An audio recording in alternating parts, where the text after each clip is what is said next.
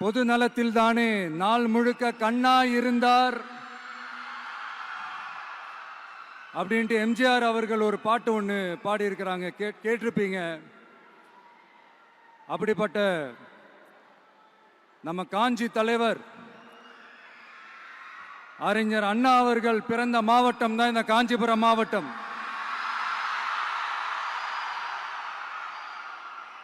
தன்னுடைய வழிகாட்டின்றதுனாலேயே தான் ஆரம்பிச்ச கட்சியினுடைய கொடியில அறிஞர் அண்ணா அவர்களை வச்சவர் எம்ஜிஆர்.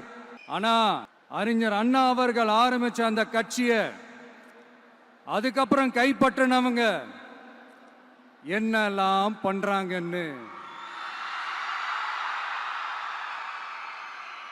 நான் சொல்லிதான் உங்களுக்கு தெரியணுமா என்ன?